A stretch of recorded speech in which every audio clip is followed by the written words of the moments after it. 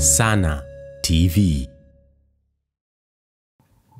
Mzee wangu na mzee wetu Mufti na Sheikh Mkuu wa Tanzania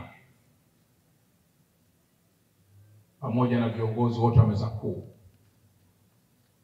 lakini kwa heshima pekee nimshukuru sana kaka yangu Abdallah Ulega, waziri wetu wa ujenzi, na nimshukuru pia mkuu wetu wa wilaya ambaye ametukaribisha kwenye wilaya yake ya Kinondoni, ndugu yangu Mheshimiwa Saadi Mtambule.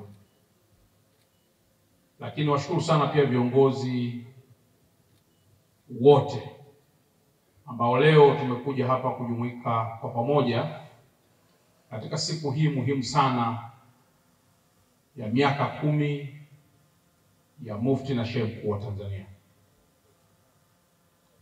Mimi sina maneno mengi sana, na hasa nikiwa na viongozi wabobevu wa mambo ya dini kama ninyi mliokaa hapa.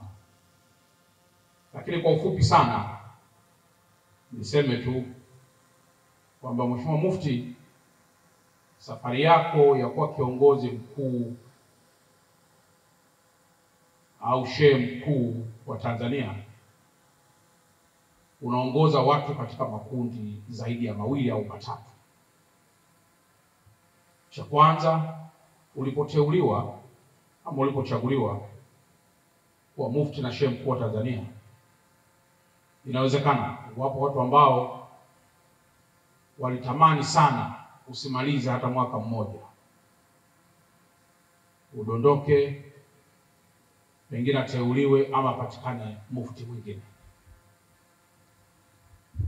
Lakini ndani ya kundi hilo pia wapo ambao ulipoteuliwa walifanya kila dua ili maisha yako yawe marefu na uongozi wako au safari ya uongozi wako iwe ni yenye heri. Kwa Mheshimiwa Mufti na Shehe Mkuu, makundi haya mawili ulioyaongoza, kwa bahati mbaya sana huwezi kuyajua ukiwa peke yako.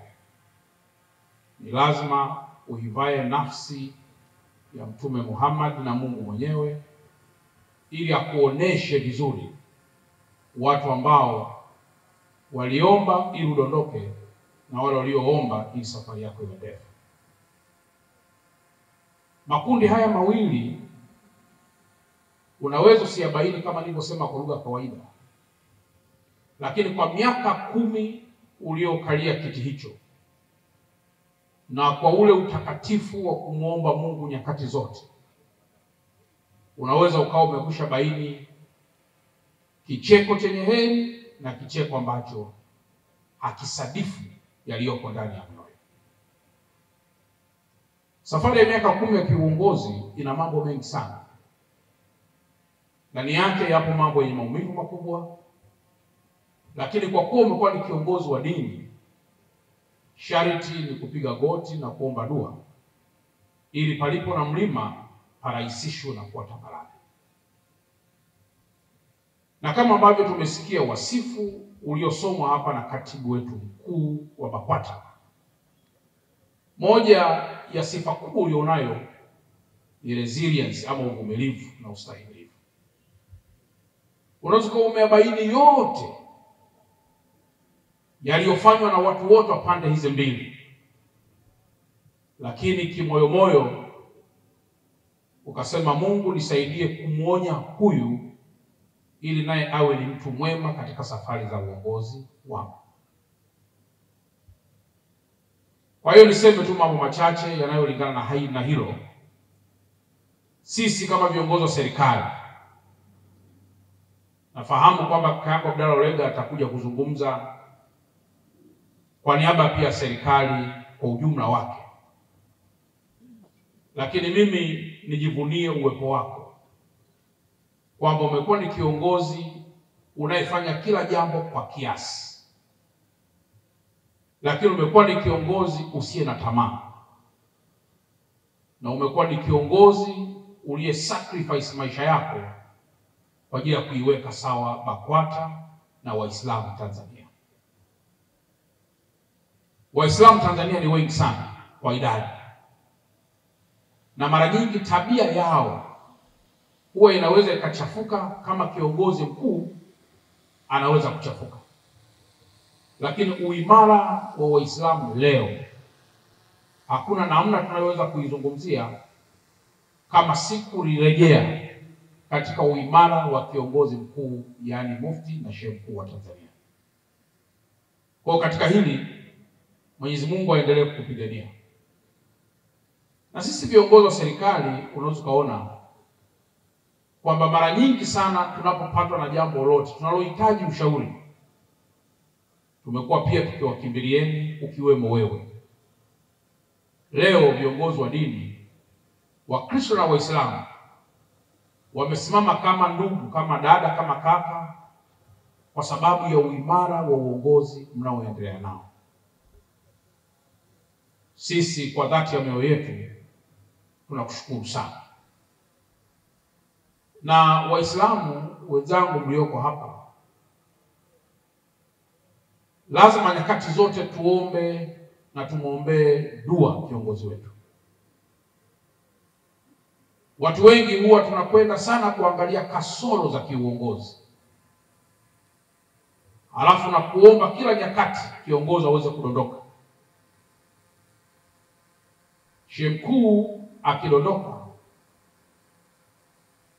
ni kama askari namba 1 katika vita akiwa amedondoka. Uislamu una msaada mkubwa kwa taifa letu. Wapo watu ambao leo hawajui kuchukua rushwa wala kutoa rushwa, lakini ukimuuliza umetoa wapi tabia hii, anasema nilianza kuisikia tangu nikiwa madrasa.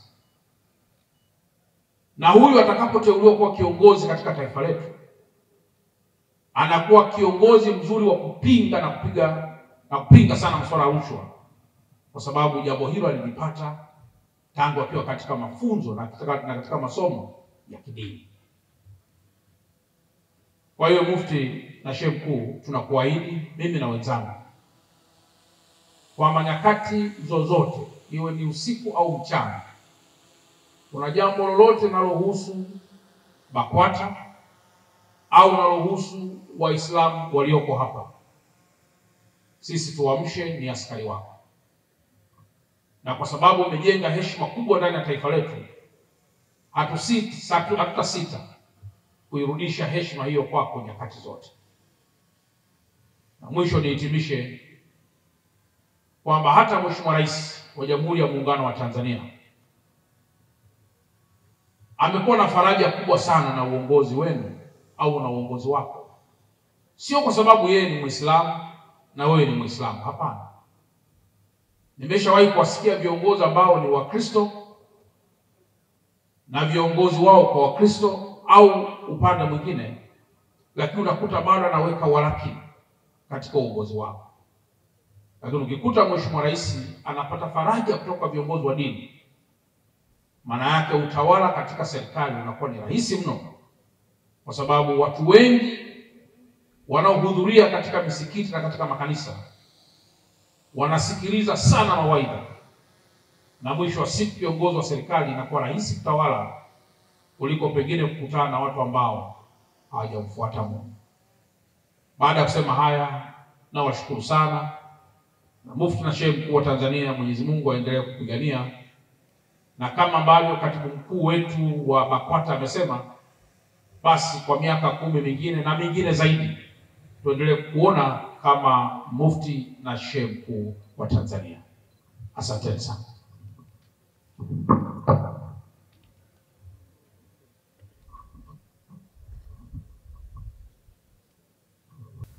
Asante. Nimeambiwa niseme kidogo kuhusiana na vitabu hivi. Tutavichukua vitabu 100 ili tukavigawe na wengine waweze kusoma mambo mazuri ambayo mufti na shehe mkuu wa Tanzania ameweza kuyafanya.